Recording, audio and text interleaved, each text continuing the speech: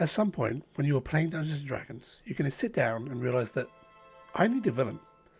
You may already have one without knowing, a foe that your party dislike, or a rich lord who's mistreated the party in the past, an unscrupulous mage who has offered a strange quest, or some member of the downtrodden who your party overlooked. Ultimately, a villain could be anyone. So, to that end, what actually makes a villain a villain? In this video, I want to talk about different means for why a villain would exist, the scenarios that cultivates them, and ultimately the types of villains that we can see. A villain is, at the end of the day, just another character. They have their own life, their own background, and their own reasons for what they do and why they do them.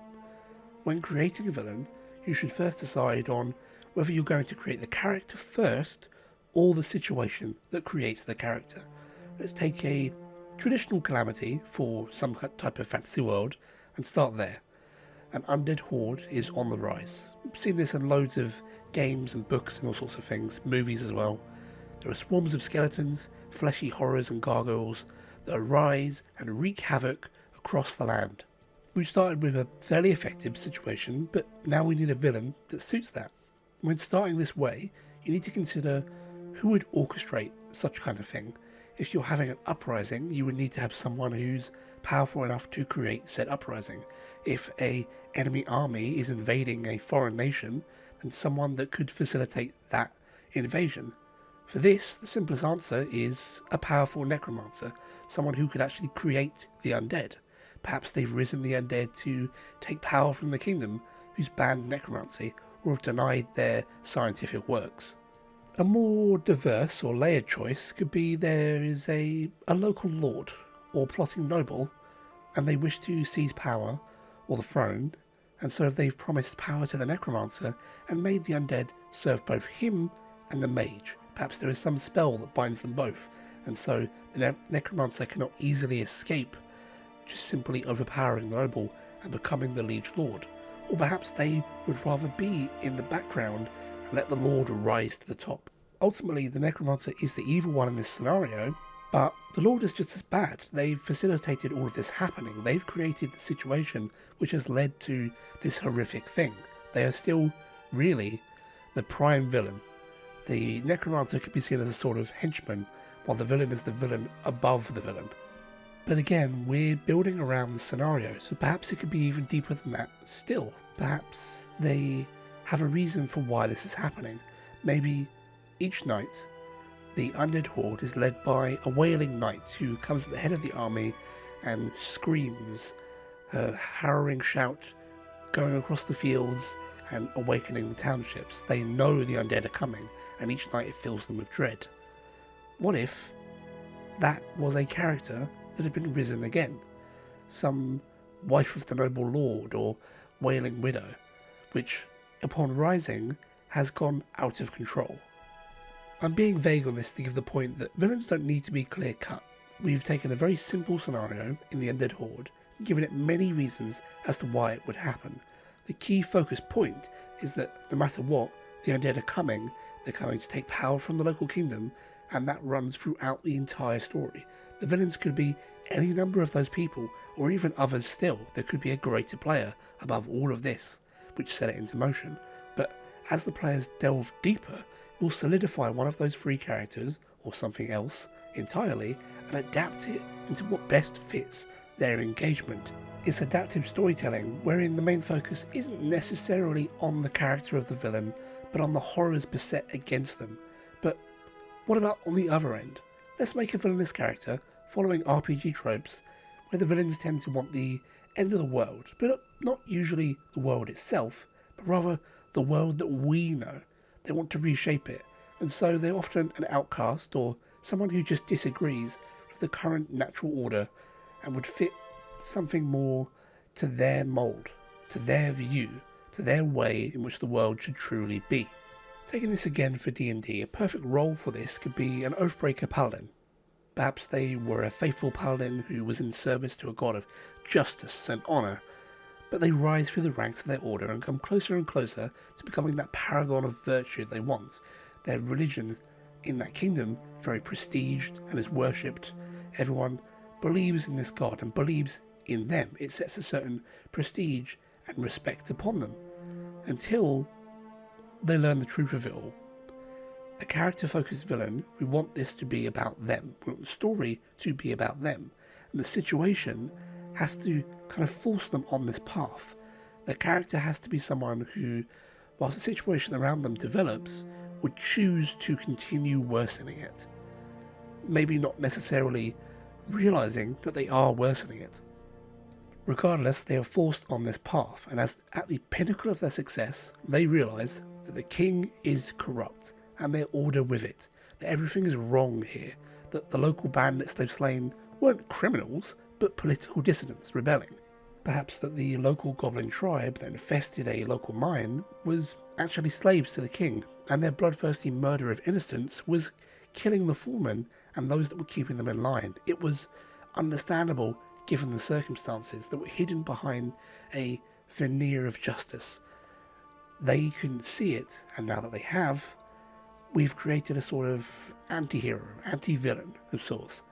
And this is the point in which you have to decide for a character-focused villain, do I want my players to agree with the villain, but not their means, or do I want the villain to simply be hated?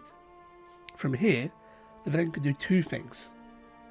Surge to the top of their order, overtake it with a near iron fist, slay the king, or replace them, and create their own twisted version of justice, with the paladins becoming fearsome justicars that dispense revenge instead of order, the zealotry of the paladin choosing to break their own oaths of protection and instead become a conqueror who feels that the local townships would simply do better under their rule, that they could do away with hardship.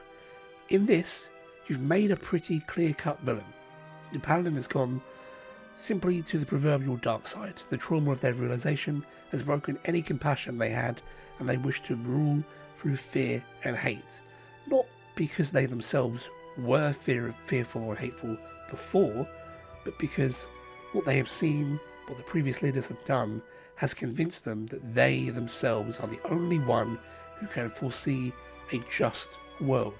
They become the thing that they hated in order to create that peaceful utopia that they dream of. Now, alternatively, they could still be the villain, but remain outcast, breaking their oath, and they slay the king or the head of their order, taking what paladins would join them, and they form their own band and become a kind of rebel organisation that begins to hunt down corruption. They're still sort of an anti-villain in this sense, probably something that your players would agree with. They might try to reach out to them, they might try to negotiate with them, they might try to join them in some sense and steer things back to the path of good. In this, they don't have to be the ultimate villain. Maybe they could be saved. But what if it continues to go awry? The paladins that they could join them, that they could bring on from their band and create this organisation, well, they start to hunt down corruption, but they're entering villages and they're burning them for their wickedness, the wickedness of one person, because they believe it's spread to the others. They're stealing younglings and indoctrinating them into their order without a choice. Perhaps a dark god has seized the minds of several of the paladins, or even our villain, or someone talking in the villain's ear, and convinced them that they are the righteous liege, and that they've always sought to serve, whether the villain themselves should serve, or that they should all serve this dark god. This is a villain who, whilst technically evil, is fighting against a morally grey society. There isn't really a right choice here. The society should change, perhaps not in the cruel way that the paladin is leading, but also the paladin has to be stopped. They aren't killing purely innocents. Bad people are being dealt with, but it's the resultant crossfire that is making them more evil than simply severely and bloodily lawful. Now, there are many types of villain, and I'm only really naming a few because otherwise this will turn into a long philosophy class of what kinds of villains there are and what makes someone villainous and how these certain things work. Instead, I want to just sort of avoid going too much in depth and maybe make other videos covering other aspects of villainy. But to list a few, to give you something to work off of, what you need to do is decide what the core of your villain is. Are they simply classically evil, which is to say that they are that top hat wearing, smirking villain who simply wants the world to burn because hell's with it, it's fun, I hate you, I hate the city, I hate the Batman, let's just burn it all. Who cares? They just want to have their way, eat their cake, and be done with it. To hell with the rules. They could be the personification of evil. I mentioned earlier this dark god that corrupted the Paladins. Well, as a villain, there's nothing redeemable there. Unless they can somehow purify a god and switch its alignment, they're simply evil for evil's sake. An evil god who draws upon the power of suffering. It could be something very Final Fantasy-esque, fighting the literal incarnation of anger or depression. Something where there might be some emotion, some characterization to this evil thing, but ultimately they're just evil, and the players have to deal with that and defeat them. Another type, which can be relatively common, is a corrupted hero or rival, which is to say characters that are perhaps on equal footing in terms of status or strength to your party, but shifts to an evil alignment. The rival party is seeking to do the same jobs as the heroes. Maybe they're on the same side, but they're starting to kill to get what they want. They're threatening nobles, and their rise to power isn't quite right. They're getting the jobs before you, but you feel like you're the more skilled party. They're getting fame and success, but everything's just leaving a bad taste in people's mouths. It's smaller villainy, but it could lead into something greater. It could become that ultimate villainy. Maybe the head of the party is worse than they seem. Again, it's covering different aspects of villainy. With this, we've covered sort of two other types in my earlier ramble, so we'll move on and do those as well in a smaller focus. There's the anti-villain and the mastermind. I think it's very clear from above as to what those would be. The anti-villain or anti-hero is really just the character with noble pursuits in the long run. Maybe they want to save the world, stop a disease, stop a war, but to do that, they're paying too high of a cost. They're leading to too much pain and suffering. The ends justify the means to them, but not to anyone else. A mastermind would be the noble above in the necromancer scenario. They aren't really out there getting their hands dirty, but they've planned it all. They supply the dead bodies from the city to become the undead. They help make people disappear that find out about it. They send shipments of gold and everything they could possibly do to help make the plan happen, but all without actually dirtying themselves. They're the type of villain where usually you'll see their confrontation be non-combat. At least you won't be fighting them. It's a big investigative reveal. It's the we've got you now, and you pull off the mask and shock horror, it was them. They did it all. If you're ever struggling for ideas on villainy, then here are three simpler types which don't really need too much more build-up. These characters are just going to run off their one-track dimensional path to villainy, and that's it. Above, we would have the fanatic with the paladin. You could give this a lot more detail as to why this is happening, as I tried to do above, or they could simply just be that way. They've snapped and they believe in their religion to the highest extreme. They're a fanatic. They believe that their way is the only way, and that is all that will carry them. They'll have a cult and such that builds around them, and that momentum will continue to push them forward until they clash with your party. Another is, why have an emotive, engaging villain at all? You could have a beast or a monster or a great roaring dragon. It's worked for many other fantasy RPGs, so why not that? It doesn't break you off from having these great organizations either. You could have a organization which isn't necessarily actively being commanded by the beast or monster, but these people form cults or bandits have rallied around the dangerous area where the beast is, and they're kind of supplying it with treasure and such, the means that it needs to take a little bit of its influence and use it to gain their own power, to gain their own authority. They're the dragon worshippers who the dragon will kill in an instant, but it keeps them around because, well, it likes the feeling of having that set of servitude beneath it.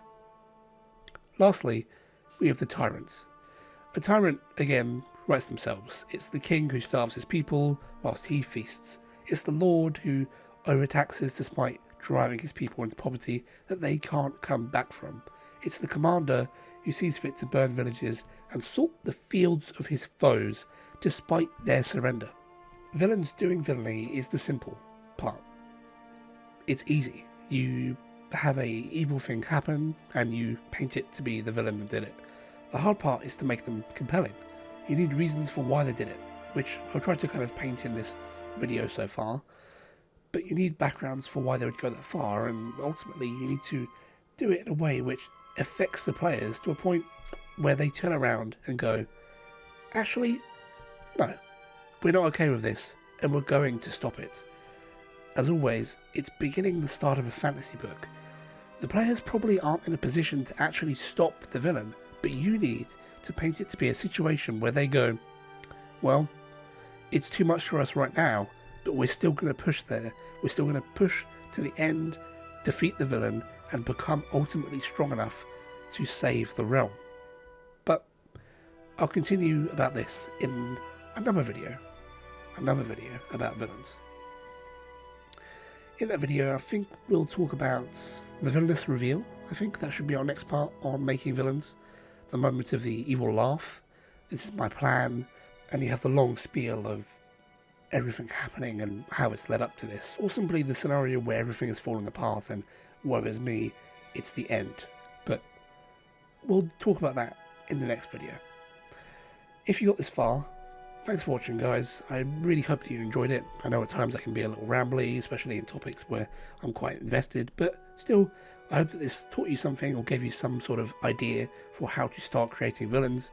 Let me know in the comments down below. It really helps. And if you like this, give the video a like, maybe subscribe. It all goes to really boosting the algorithm and helping me push this forward.